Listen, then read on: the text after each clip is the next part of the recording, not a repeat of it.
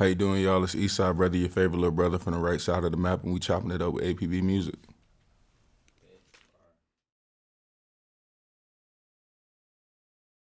I'm from the east side of Charlotte, like right off of Albemarle Road, Hickory Grove area. Uh, yeah, born and raised, one of the few.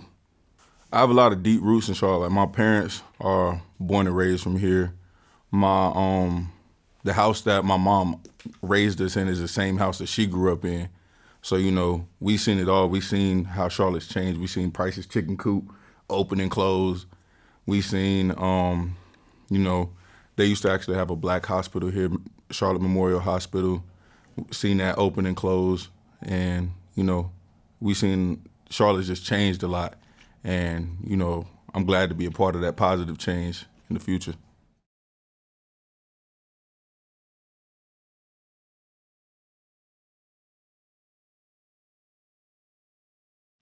Actually, a APB alumni, Amir.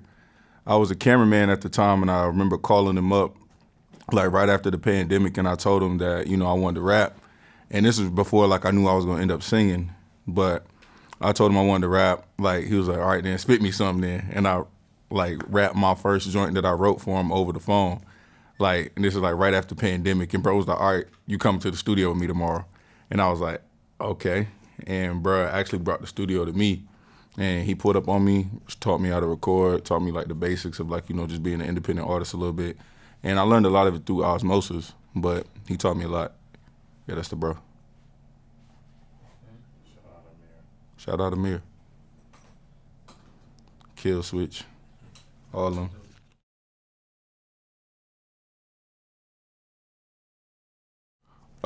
Style mean to me is like just your identity. It's your blueprint, like how you put things on, whether it's like flawed or not. I know like one thing for me, like getting older and stuff, is like just embracing body changes. Like like my hair thinning and shit now, so it's like I'm just different. But I still go get my hair cut. I still like you know like to put nice clothes on, dress up, and just learning how to make something beautiful out of those imperfections. Whether it's like having crooked teeth. I know there's people that have that. We all know J. Cole crooked smile, things like that. So just making the best out of what you have. Uh, I make I make more mature music than I feel like a lot of other people around my age do, and my style as a brand has to improve upon that. But I wear sweatsuits and white tees and black tees all day, every day.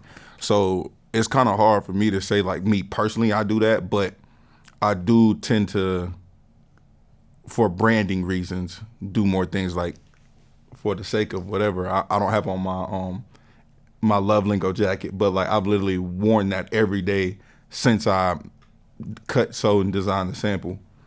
So I try not to, keep my personal style like how my brand style is. I want to give people something to remember, and like when they see that jacket, like was pointed out to me when they saw Divine wearing it, they was like, "Oh, that's Divine jacket." There's like, "Yeah, that's the Love Lingo joint. That's my brand." You do wear that jacket a lot. Yeah, it's comfortable. You should get you one. I've been rocking that. They sold out, bro. I got you on the next drop.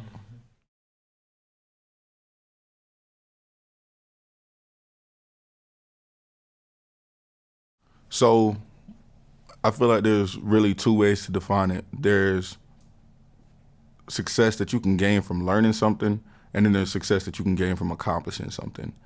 And as far as learning, I want to learn how to be self-sufficient. I want to learn how to not make the same mistakes over and over again.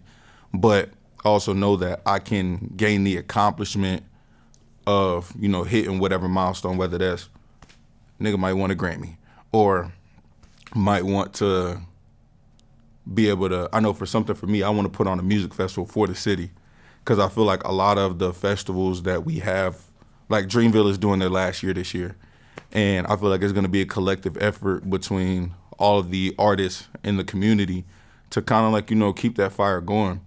Like arts haven't been something that have been respected and, valued in our community for a while. And what y'all are doing at APB, what I'm doing over at Love Lingo and with my own music, the homie Sonorous Wave, everything else, like we're pushing that culture forward. So I want us to have something to show for it, where we can look back and show our kids when we 40 years old saying, I built this, I was part of this.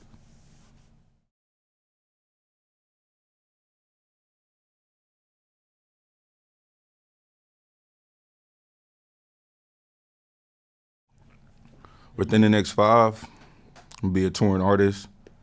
I'm a I'm the type, I want to do an album every year. Like, I don't feel like any personal reason to like hold on to music. I don't have a business or a label that's keeping me from dropping music. So like, I just dropped my album Supersonic on the 31st of January, and we're about to start touring it now. Like, I leave at the end of March. So I want to make that a habit, and I want to continue to go on the road, continue reaching people, because there's just nothing like playing a live show with your band and like feeling that reaction from the crowd, even people that may not know you. Because like, I'm actually opening this tour, so I'm opening up for Byron Jawan, and it's like a little bit of it's a rush that you get. And then if anybody that toured let you know that shows make money, and there's been very few shows where I haven't made money within like the last 2 years. So, I kind of found my way in that way.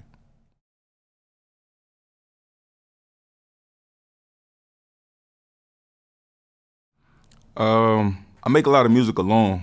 That's something I want to change, like going into 2025. I've been like trying to collaborate with people more, starting up a stream, like where I'll bring on other artists. But up to now, it's just been me linking with producers, whether it's online, in person. I go home, I write, I top line a lot of things, which is like essentially where we mumble out over top of the track for like the full 2 minutes, 3 minutes, however long it is, and mumble out the whole melody. Like for me, I'm a singer, so melodies are important.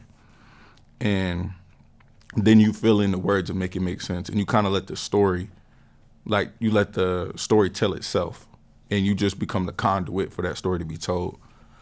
But going even deeper than just like the X's and O's of it, like as far as spiritually how I do my creative process, I try to, I have a thing about myself like where I'm a man of God, and I try to make sure that I'm portraying things that I would be proud of, and that when I stand in front of God, like we all have to do, I can tell him like, yeah, I wrote this, or yeah, I put this out to the world, because I always want to make sure that I'm not purveying any message that would be harmful. And if I'm telling a story that may be a little,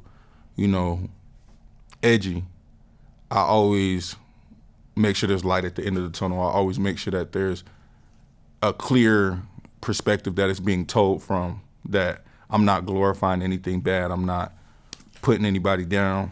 I'm speaking from experience.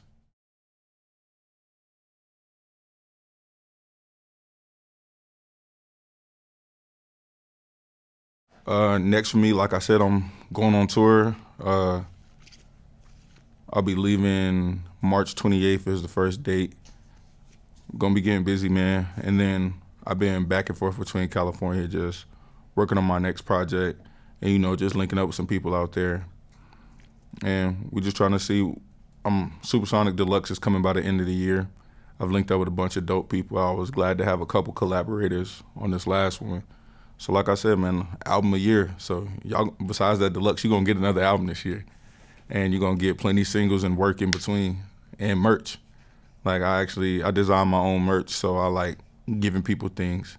And I have even vinyls that I'm getting pressed up of the album. So we're gonna make sure we got everything that everybody need to feel like they know Eastsidebrotha well.